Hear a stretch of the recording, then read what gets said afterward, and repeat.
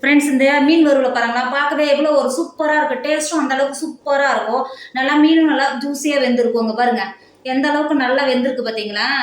நம்ம சாப்பிடும்போது அவ்வளோ ஒரு டேஸ்ட்டாக இருக்கும். மசாலா அரைச்சி பண்ணதுனால இதோட டேஸ்ட் அந்த அளவுக்கு சூப்பராக இருக்கும். இன்னைக்கு சூப்பரான மீன் வறுவல் தான் பண்ண போகிறோம். எப்படி செய்யலாம்னு பார்க்கலாமா?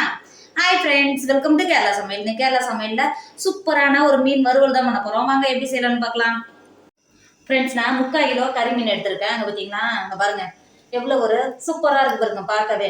இதை க்ளீன் பண்ணுறது ரொம்ப ஈஸி. இதற்கு பார்த்தீங்கன்னா இந்த மீன் எப்படி எடுத்துட்டு இதற்கு பாருங்க இந்த கத்தியால் இந்த மாதிரி சொன்னீங்கன்னா இதற்கு பாருங்க இந்த மேலே இருக்கிற இதெல்லாம் ஈஸியாக போயிடும்.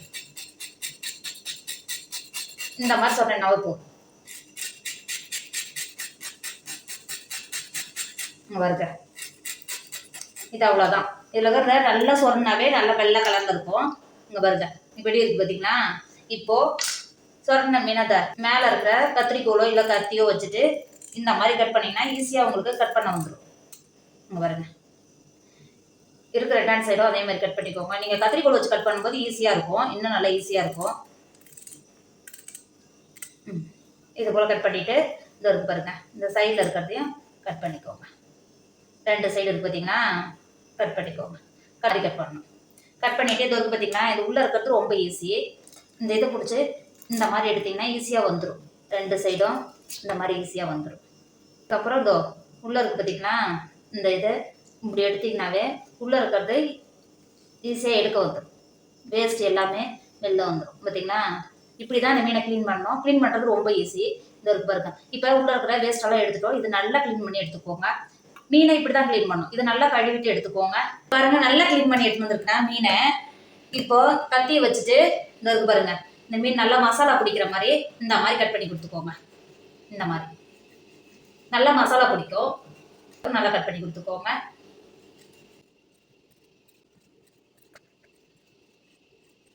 இப்போ மீனை எல்லாத்தையும் நல்லா கட் பண்ணி கொடுத்துட்டோம் பார்த்தீங்கன்னா பாருங்க. இப்போ இதை மாற்றி வச்சுக்கோங்க. இப்போ ஒரு மிக்சர் வச்சுக்கோங்க. நம்ம மீனுக்கு மசாலா ரெடி பண்ணிக்கலாம். 5 சின்ன வெங்காயம் சேர்த்துக்கோங்க. 3 சின்ன துண்டு இஞ்சி சேர்த்துக்கோங்க. 5 பல்லு பூண்டு சேர்த்துக்கோங்க. 2 கொத்து கருவேப்பிலையை உருவி வச்சிருக்கேன், இது உள்ள சேர்த்துக்கோங்க. 1 டேபிள் ஸ்பூன் பெருஞ்சீரகம் சேர்த்துக்கோங்க. 2 டேபிள் ஸ்பூன் மிளகாத்தூள் சேர்த்துக்கோங்க.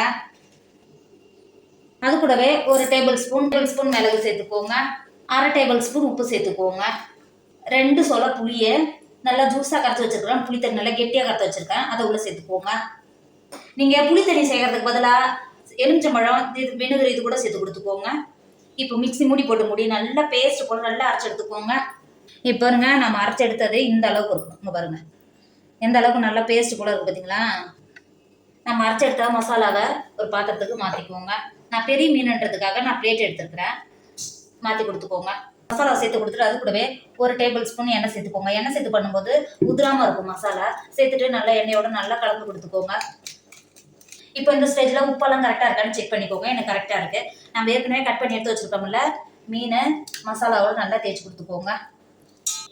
நம்ம கட் பண்ணோம் பார்த்தீங்களா, அது கூட நல்லா மசாலா இறங்குற மாதிரி உள்ள இது மாதிரி மசாலாவை சேர்த்து கொடுத்துக்கோங்க. அப்போ தான் காரம் புளிப்பு எல்லாம் சேர்ந்து மீன் வறுக்கும் போது இதோட டேஸ்ட் இன்னும் நல்லா பல மடங்கு இருக்கும். டேஸ்ட் நல்லா சூப்பராக இருக்கும். நல்லா சேர்த்து கொடுத்துக்கோங்க. இப்போ பாருங்கள் மீனோட மசாலாவை நல்லா தேய்ச்சி எடுத்துட்டோம். இப்போ இதை ஒரு 10 நிமிஷத்துக்கு மூடி போட்டு மசாலாவோட நல்லா 10 நிமிஷம் நல்லா ஊறிடுச்சுன்னா மீனில் நல்லா பிடிச்சி இன்னும் நல்லா டேஸ்ட்டை கொடுக்கும். ஒரு 10 நிமிஷம் மூடி போட்டு ஒரு ஓரமாக வச்சுக்கோங்க. இப்போ பாருங்கள் மீன் நல்லா 10 நிமிஷத்துலேயே மசாலாவோட நல்லா ஊறி வந்துடுச்சு. இப்போ அடுப்பில் ஒரு தோசை கல் வச்சுருக்கேன். இதில் ஒரு 4 டேபிள் ஸ்பூன் எண்ணெய் சேர்த்துக்கோங்க. எண்ணெய் எக்ஸ்ட்ராவே சேர்த்துக்கோங்க. எண்ணெய் சேர்த்து எண்ணெய் நல்லா சூடாகிடுச்சு. நம்ம ஏற்கனவே மசாலா தேய்ச்சி வச்சுருக்கோம்ல மீனை இப்போ இதோ தோசைகளில் சேர்த்து கொடுத்துக்கோங்க.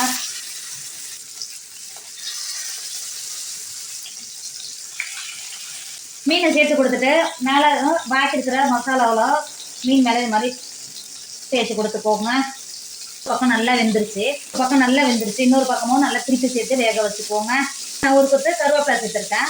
இப்போ பாருங்கள் நல்லா வெந்து வந்துருச்சு. மசாலாலாம் எந்த அளவுக்கு நல்லா உதிராமல் எவ்வளோ ஒரு சூப்பராக இருக்குது பார்த்தீங்களா. இப்போ இந்த மீனை வேற ஒரு பிளேட்டுக்கு மாற்றிக்கோங்க. ஃப்ரெண்ட்ஸ், நம்மளோட மீன் வறுவல் சூப்பராக ரெடி ஆயிடுச்சு. இதோட டேஸ்ட் அந்த அளவுக்கு சூப்பராக சூப்பராக இருக்கும்.